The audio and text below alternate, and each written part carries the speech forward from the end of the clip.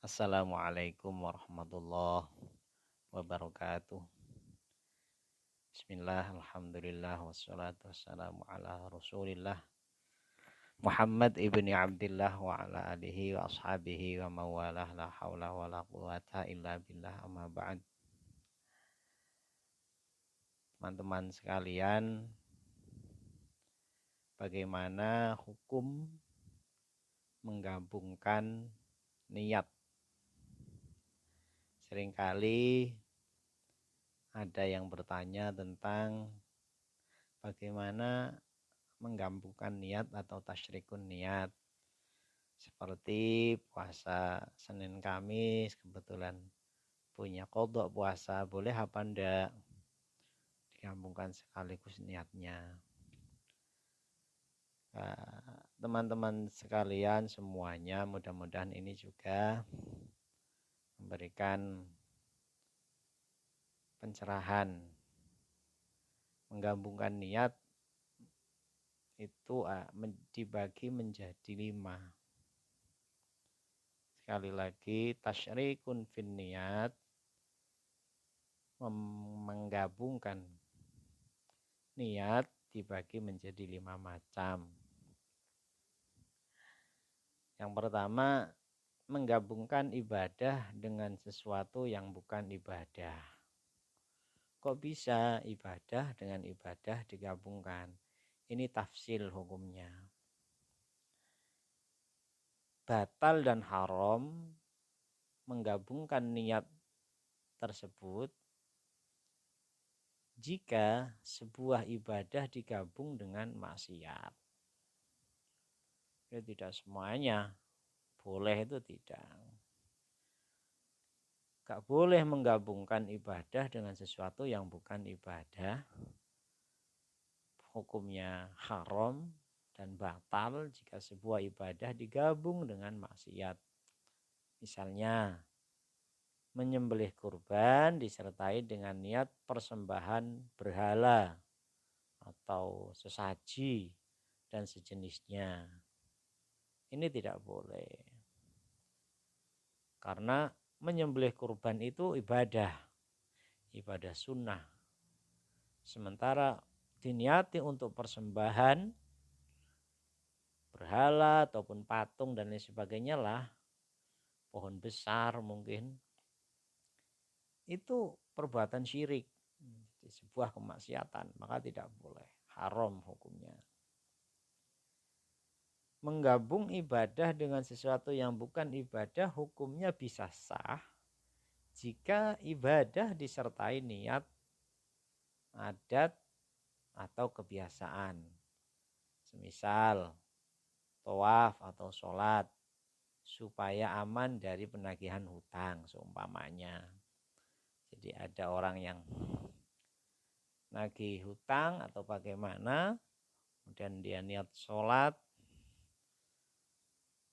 niatnya supaya aman dari orang yang menagih hutang, itu boleh.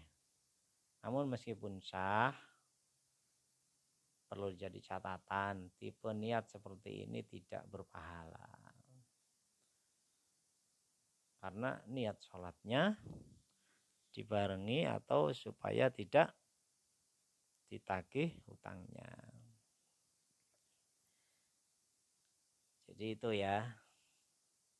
Selanjutnya yang kedua, ibadah fardu digabung dengan ibadah sunnah.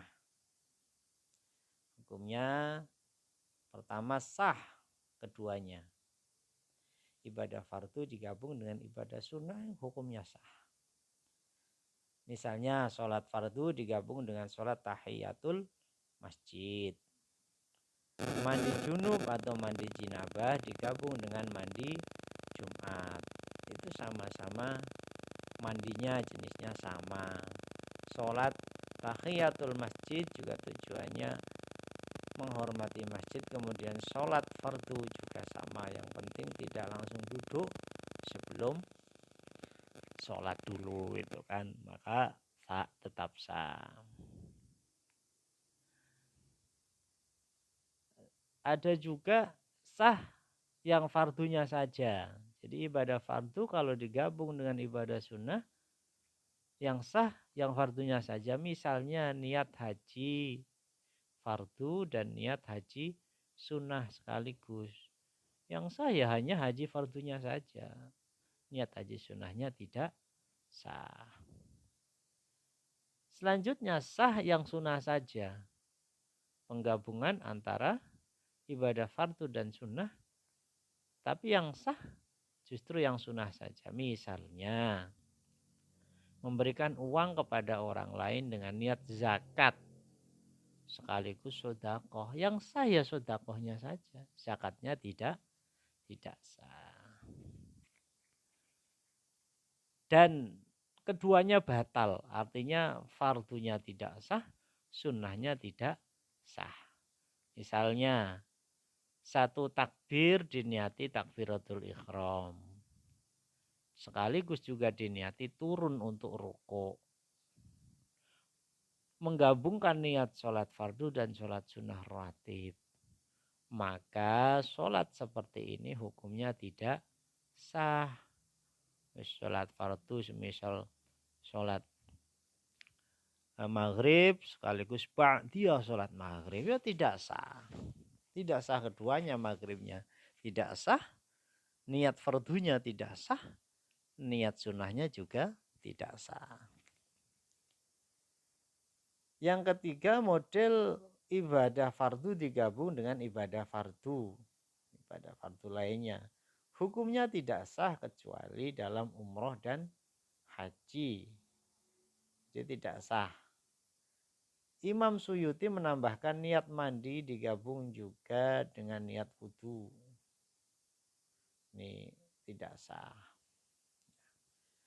Di ibadah fardu digabung dengan ibadah fardu lainnya itu hukumnya tidak sah kecuali dalam umroh dan haji.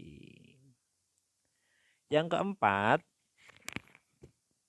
dari macam-macam tasrikun niat atau menggabungkan niat. Kalau tadi sudah dijelaskan tentang apa dari fardu ke fardu, dari sunnah dan sunnah. Nah yang keempat ini adalah ibadah sunnah digabung dengan ibadah sunnah lainnya. Hukumnya sah keduanya. Misalnya puasa Arafah digabung puasa Senin Kamis. Karena kebetulan puasa Arafahnya hari Kamis ataupun hari Senin, ya sekalian saja diniati dengan puasa Senin Kamis. Ini hukumnya sah. Dan yang terakhir, yang nomor 5, bukan ibadah digabung dengan bukan ibadah lainnya. Dan keduanya mempunyai hukum yang berbeda. Misalnya, seorang suami berkata pada istrinya, kamu bagiku haram. Kamu bagiku haram. Iya, seorang suami itu niat talak dan juga niat zihar. Maka dalam hal ini satu pendapat menyatakan tertolak. Dan pendapat kedua menyatakan zihar. Karena hukum asli adalah tetapnya nikah.